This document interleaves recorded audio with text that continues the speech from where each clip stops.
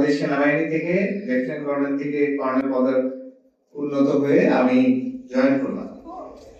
Join করে আমাকে দায়িত্ব দেওয়া হলো 302 কিলোমিটার এবং 56টা বিওপি, লক্ষ লক্ষ মানুষ এখানে বসবাস করে। কিন্তু সবার একটা পারসেপশন, এখানে যারাই বসবাস করে, যারাই থাকে, তারা সবাই মনে হয় অন্ধকার জগতের লোক। আমরা কি সবাই খারাপ? এখানে যে লক্ষ লক্ষ মানুষ এই বর্ডার এলাকায় থাকে, বর্ডার এলাকায় থাকাটা কি দোষের? তাদের জীবন নাই, তাদের পরিবার আছে, তাদের সন্তান আছে। আমাদের একজন চাচি বললেন যে উনি করবেনটা কি? তা আমাদেরকে সবার সমাজের সবার ধারণা যে আমরা মনে হয় অন্ধকারে থাকি। আমরা বলছি কারণ এখন আমি আপনাদের অংশ না, আমিও কিন্তু এখন বর্ডার এলাকায় কাজ করি। আমরা যারা এখানে আছি সবাই আমরা বর্ডার এলাকায় কাজ করি। আমরা কি অন্ধকারের পথে? আমরা আর অন্ধকারের পথে থাকতে চাই না, আমরা আলোর পথে যেতে চাই। আপনারা কি যাবেন আমার সাথে?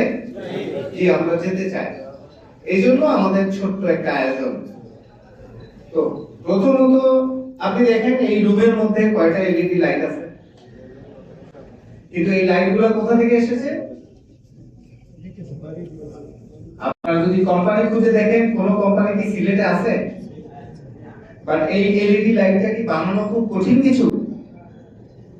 যদি এইটা বানাইতে কত সহজ, 1 ঘন্টার মধ্যে যে শিখতে পারে, আজকে এখান থেকে বের হয়ে আপনারা ওখানে দেখবেন 10-15 জন রেডি আছে, তারা এখানে বসে বসে দেখে দেখে এই কর্মসংস্থান করার কিভাবে ব্যবস্থা করা যায় ওইটা আমরা দেখেছেন। এই আমার রুমের যে কয়টা লাইট আছে, আমাদের সিলেটে যে কয়টা প্রয়োজনীয়তা আছে, সেটা অন্য জায়গা থেকে আমরা ব্যবহার করছি। আমরা সবাই পোশাক পরে আছি, বাংলাদেশ গার্মেন্টস এর জন্য বিখ্যাত, ঠিক না? কিন্তু আমাদের এখানে এই ধরনের কর্মসংস্থানের অভাব অনেক প্রকট। এটা আমি আমার প্রথমবার আমার বিজিবিতে আমার যোগদান, এটা আমার কাছে মনে হয়েছে। কিন্তু মানুষের লাইভলিহুডকে যদি আপনি উন্নত করতে না পারেন, একটা ছোট্ট পরিবারের ইনকামের ব্যবস্থা যদি একটা মানসম্মত করতে না পারেন, তাহলে কিন্তু সে একটা সিদ্ধান্ত নিয়ে ফেলবে না? সে সবাই সৎ পথে থাকতে চায়, ভালো পথে থাকতে চায়, অন্ধকারে কেউ আমরা থাকতে চাই না। তো এই আলোর পথে আসতে হলে কোনো মানুষের সহায়তার প্রয়োজন হয়। আমি যতটুকু জানি ফ্যামিলি কার্ড, কৃষি কার্ডে 2500 টাকা করে, 2500 করে বলে না? তো একটা ফ্যামিলিতে যদি এরকম 2টা কার্ড থাকে, তারা যদি 5-6 হাজার টাকার একটা ব্যবস্থা হয়, তাহলে কি এই ফ্যামিলির কেউ কি অন্ধকার পথে যেতে হবে? আপনারা কি বলেন? তাহলে তো তাকে যেতে হবে না। আমরা ছোট্ট একটা উপস্থাপনা করেছি আলোর পথে, আলো তৈরি করার একটা প্রশিক্ষণ, কিভাবে আলোকে উৎপাদন করা যায়। এই বাল্বের অনেক চাহিদা আছে। আমি আমাদের এই জেলা প্রশাসকের প্রতিনিধি, আমাদের অতিরিক্ত জেলা প্রশাসক, ওনার সাথে মহোদয়ের সাথে কথা বলছিলাম।